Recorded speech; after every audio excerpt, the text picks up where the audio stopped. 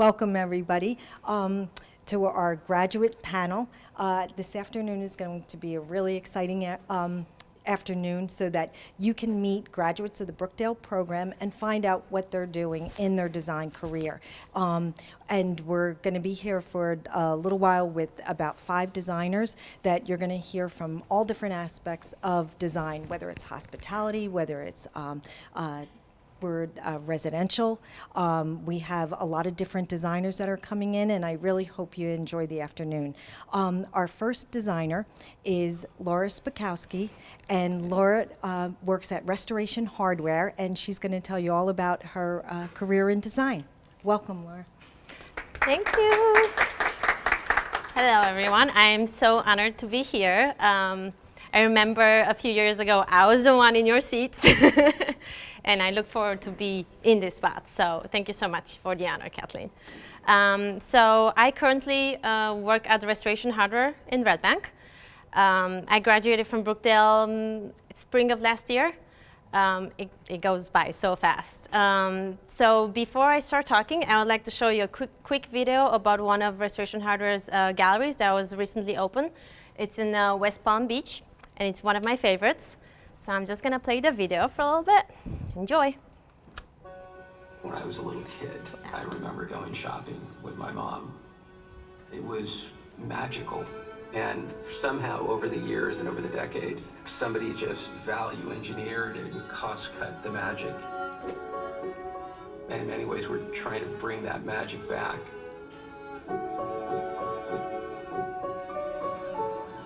The evolution of West Palm took a course that I don't think any of us could have ever imagined. It started as a 40,000 square foot gallery. Now it's an 80,000 square foot integrated compound. The size is challenging, just really setting the stage on such a large venue. You have to start thinking about it in different ways. We opened our first restaurant in Chicago to rave reviews, and it got us thinking about how do we put a restaurant into this retail experience. There was just sort of a couple looks and just, what about the roof? By the way, Palm Beach at that point was completely framed up, but we shut down the project, re-engineered the structure, and built our first restaurant on the roof. This is a new vision for us. There really is this wonderful sense of draw. From the moment you pull your car in, you get this sense of integration, with each idea unfolding and surprising you. It gives you the opportunity to think about it, to go through the experiences and spend time thinking about what it is you're actually shopping for. As you ascend the stairways, you get to the second floor and you see this beautiful design atelier, and you see RH Modern unveil itself. The experience changes as you go up, and the higher you go, the more energy you're starting to connect with. And then come up that final turn, and you really get this sense of being lifted into this new place. It's unlike any retail experience anywhere in the world. The design, the food, the sights, the sounds, everything just kind of comes together.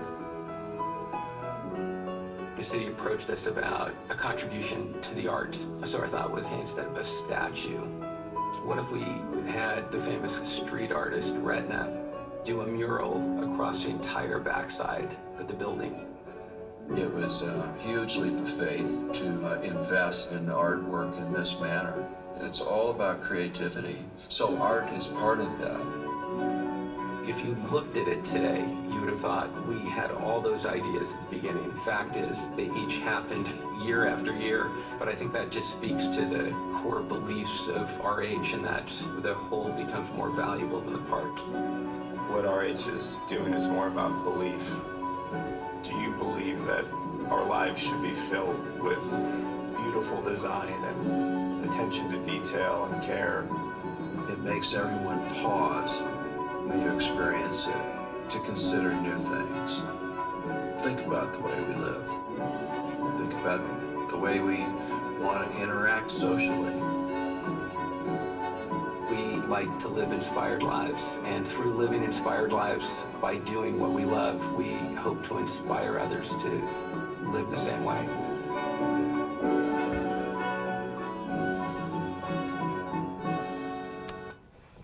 Okay, thank you. Obviously, I love this place. So I wanted to show this video because one of the topics that we were given were something along these lines. Is this the place that you imagined you'll be in after graduated Brookdale? Well, I have to say it's better than I imagined. I never thought I was going to work for a company that just loves to break boundaries, just pushes the limits and pushes me to break my limits and makes me change every year. This is the kind of company that would never stay the same. Even every day at Restoration Hardware, we keep evolving, we keep changing. None of our 2 days are ever the same. And even if you walk in the gallery, sometimes it looks like, oh, it looks like it's so quiet and relaxed. Everyone has like a million things on their plates because we are slowly changing from more of a retail furniture store towards like a design firm. So it's all design related nowadays. And some students and some people that are looking into these positions, they're sometimes afraid because they say it's also sales. And I have to say, yes, it's sales, but like you probably learned in trade too, and how Giselle told me at my class when I took trade, you always have to sell your design, no matter what you're doing, no matter what you're creating. As creative as you are, you have to be good at selling it. And that starts with your resume. You have to learn how to sell your resume and sell your personality. And that's kind of how I got to work for this place. It was funny, I think I was in my first or second year at Brookdale, and I had 2 part-time jobs at a time, and I was taking like 3 classes here, so it was like a crazy world. So the day I quit one of my part-time jobs, I walked into Restoration Hardware. I was taking a class for illustrative sketching. So Celeste asked us, go find a nice space and sketch it. So what better place to look for that space than Restoration Hardware? So I walked in there and I started taking pictures. Obviously, you're not allowed to take pictures. I found that out. So someone approached me and she's like, so what are you taking pictures for? And I said, well, I'm a student. She's like, oh yeah, what's your major? And I said, interior design. So we started chit-chatting, and I guess she loved my personality and loved that I was on my way to become an interior designer. So I just walked out of the store with a job application. So it was just kind of like fate in a way. So long story short, I had to pass 4 interviews to get to be a design consultant. I started as part-time because that's kind of how you start over there. You start as part-time, you kind of have to prove yourself until like you start climbing higher and higher. At the time of the interviews, I was like, well, I've only been a student for 1.5 years. I can't call myself a designer. So what am I going to do? I'm just going to show them what I have so far. So I brought all my sketches. I brought some of my floor plans that from drafting. So it's all hand drafted. And I showed them what I have and what I know and what my skills are so far. So they loved it, and they accepted me for the position. Now, after I graduated Brookdale, I told them, okay, I'm ready to go full-time, but I don't want to be full-time as a design consultant. I want to climb up a little bit. So their hierarchy is design consultant, and then they have about 1 to 2 associate designers, and then a gallery designer. So I wanted to prove myself that I can do the next step, so I wanted to become an associate designer. In order to become that, you have to actually put a design project together. They give you 1 space. And you have to pick out of a few client profiles. And each client profile actually has a little bit of background information on the client, when they're moving, they have a family or they're single, and they would like to take, for instance, like a few pieces of art. So it seems like it's easy to put a project together for a client that's just on a piece of paper, but I realize it's the hardest thing in the world because you don't have someone in front of you to ask questions. So I went back to the things that Celeste taught me to do research. Research is the key. So I started researching everything that the client wanted to bring in the design, a few pieces of furniture and a few pieces of art. And out of the 2 pieces of art, I realized that one was like priced at like $30,000 and the other one was priced at like $700,000. So once I found that out, I'm like, okay, so I'm going to create my design concept around a piece of art at $700,000 because he's going to want that in his home. So then at the time of presentation, I started, because you have to walk them through your presentation and why you picked this piece of furniture, why these finishes and all that. So I told them my whole design concept, it's around this piece of art. And not only that the client loves it, but it needs to be in his home. So they actually told me that like blew them out of the water because no one before me had ever done any research on the pieces of art. Like never ever anyone told me like how much this was worth. And that would obviously be important for the client. So they loved my presentation, they loved my design. I actually remember I called you because I was in between a few things. So they loved everything, and I was now promoted to the position of associate designer. That happened in March last year. So now I've almost been in that position for a year, and I feel like I'm ready to move on for the next. I love working with this company because they just teach you so much. It's incredible. Every design that you create for a client doesn't just go straight to the client. It will always be reviewed by a senior designer. So a senior designer is someone that oversees certain projects over a certain amount.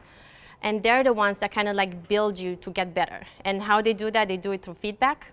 And that's what I learned, that feedback is also very, very important. You need to learn that feedback is good for you. So like, I remember back in the day when we would present our projects here and everybody would say, oh, it's so pretty, I love it, it's beautiful. Because everybody's also trying to be nice, but let's face it, we're here because we're trying to learn, and our projects were not perfect. There was room for improvement.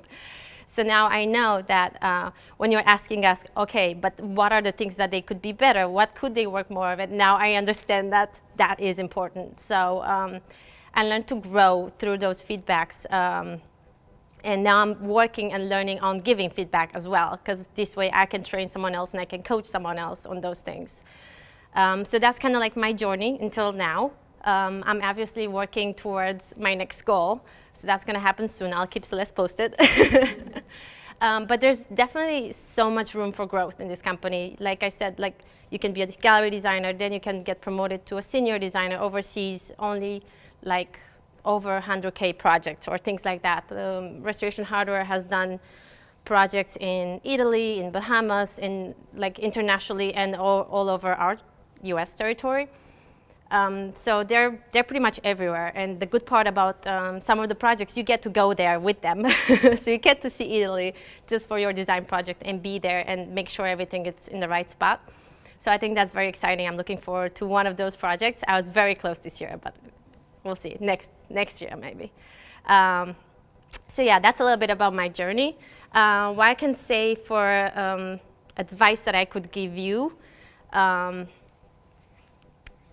I would say show off your skills, because we even had design presentations, and our design presentations have to have a certain template, and they're very detailed oriented. Like if something is off by a little, like a millimeter, then it's wrong. Something's wrong and you have to fix it.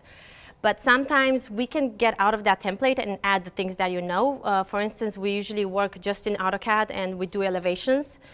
But we don't necessarily do hand renderings, but I've seen projects where they have done hand renderings and they have been applauded for that, because that's a skill that not everyone has. So I'm going to work on like adding some of those hand renderings, because I used to love doing that. So that's definitely a skill that you should show off, because nowadays it's all digitally, and I know that's the next thing. But it's also good to do everything by hand too. And I remember you used to be really good at that too, Jess. So that was one. Another good one, I think, is find a mentor. My mentor for a long, long time was Eva. She used to be a student at Brookdale as well. And right now she works at Bellworks. She's amazing at what she's doing, and she's always strived to be better. So she was my mentor for a while, and now my mentor is a senior designer, and I want to kind of take his place. So just keep aiming for someone that's better than you, and try to follow his footsteps. The other thing, feedback, like I said, learn to accept feedback and learn to give feedback. That's very, very important. And just keep moving. Like don't settle, you know. If you're not happy in a job position, don't settle, because you're just wasting time when you know you can do better. So thank you.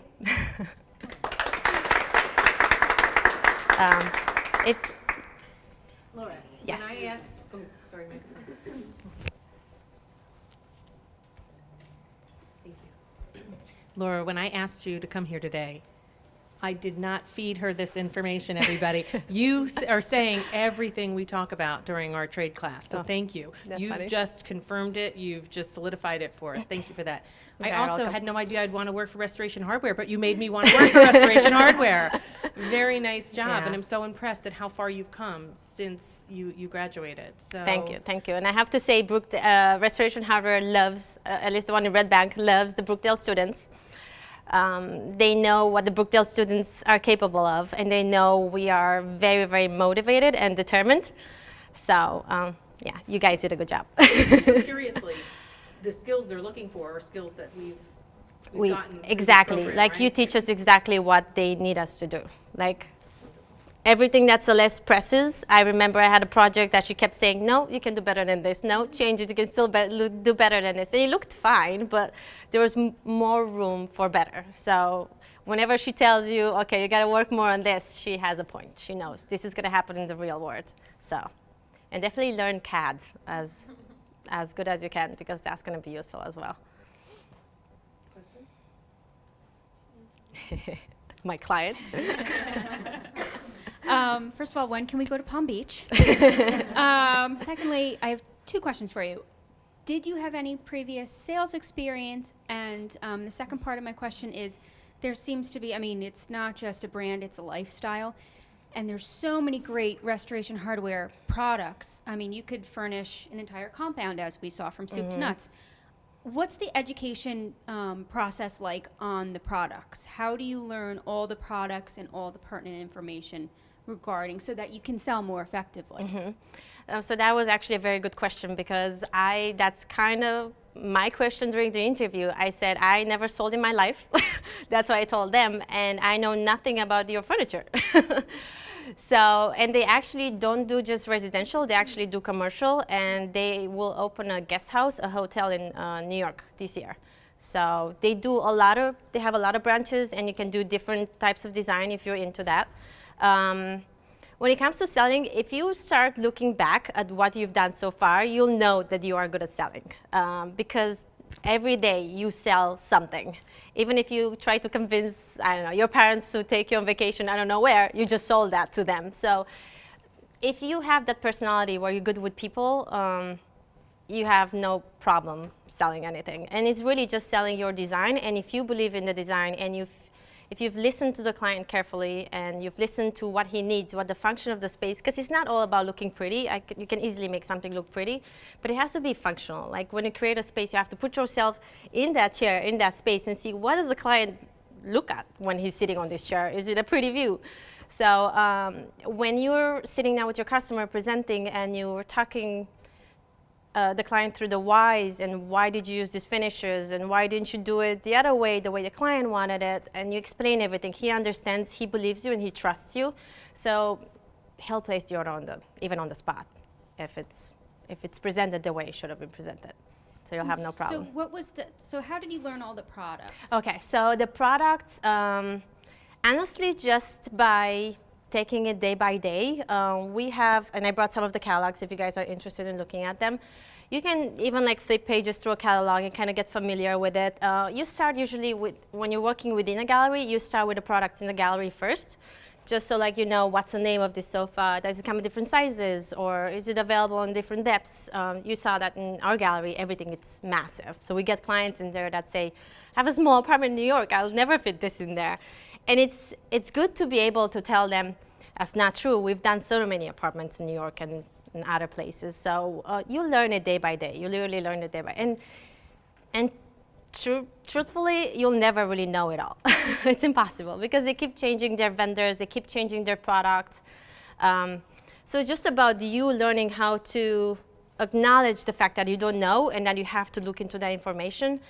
That's actually another one of my advices. Just don't pretend you know it all, because you'll never know it all. So even at the interview, when you ever go and start answering questions and things like that, I know we have to sell ourselves and show them what we're good at, but acknowledge your weaknesses as well as your strengths, because that's how the person in front of you will know how to grow you. I actually had to interview for the first time a candidate, and she had her third interview with me, And I kept pressing to find out what she needs to grow in, what are her weaknesses, what are her opportunities, we call them. And she kept telling me what she's good at and what she can do. And I'm like, okay, but tell me a situation where you're not good at it, where you failed. How did you do in that situation? So always, keep that in mind, because honestly, that's how I grow. If I know where I have to grow, that's how I know what I have to work on. So thank you for your question. Okay. Other questions? You mentioned that you use CAD. How much do you use CAD daily or just with clients? You mentioned CAD and the importance of it. How much do you use it on a daily? So we actually use CAD every day for every project, because space planning, it's a big part of the design project. When you present at the client, you have to have the space planning on the paper to be able to show him. We never show them in CAD, the program, because they will never understand why is that pink and why is that blue. So we just sell him the whole space planning as final. But you will be using CAD, and I would say get better with that. In this industry, at least, and with restoration hardware, you have to move fast. Like, there's so many projects on your plate that you can't just linger on a CAD file for a week. You have to get it done in a few days. So try to get fast with that. Try to get better with the line weights, and set yourself for success when it comes to AutoCAD, because you're going to be using that a lot.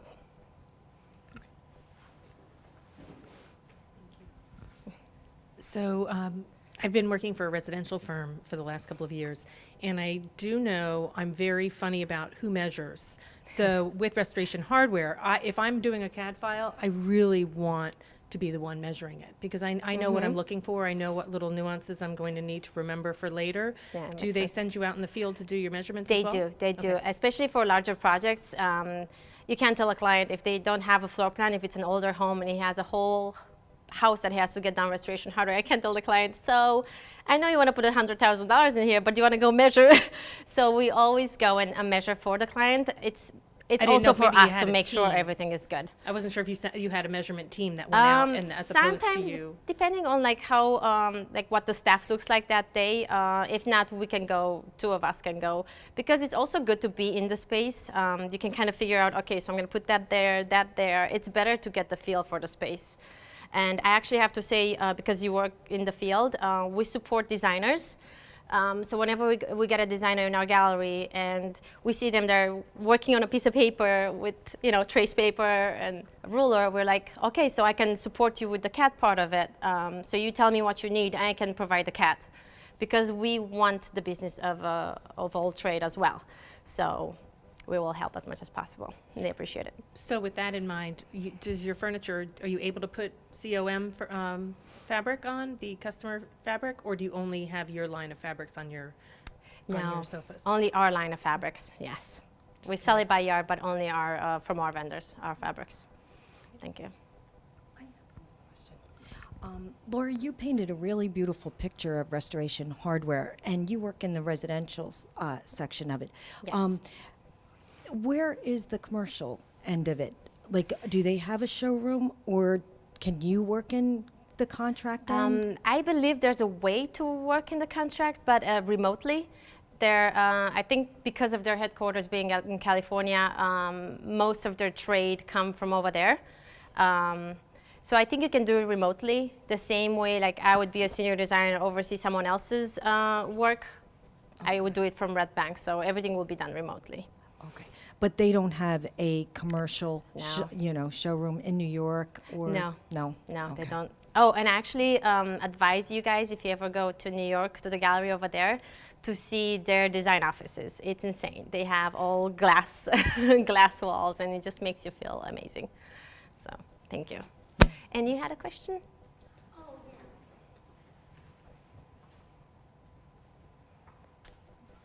I guess I just wanted to ask in regards to the measuring, because I would have thought that they had a team that would go out, just because oftentimes you need an assistant depending on the size of the space. And I would also think that as a beginner, you might overlook some measurements, especially depending on the space. So how is that handled as far as accessibility? did it ever happen where there was a measurement that was missing? Or let's say an elevation, I measured the width of the window, but I forgot this one window, the height. How is that just managed? Because I'm sure that there's times that yeah, not and like I perfect. said before, it's never perfect. You can't anticipate every little thing. Regarding to an installation that we had to be part of, we had to have like a light somewhere and the wire would show, so we had to change the extension cord with something else that wouldn't show. So there's like little things that you will overlook. There's no way to think of everything ahead of time, but whenever that's the case, so you're just missing a measurement, you can still, depending on your client, you can either ask the client to provide that one measurement, or if it's more than that, or if you want to just make sure everything else is correct, you can just have another site visit scheduled and you can go over again. Okay. They actually appreciate site visits. So that would not be a problem. Thank you. Okay, anyone else? Alrighty, well, thank you so much for your time. Appreciate it. Thank you. Thank you.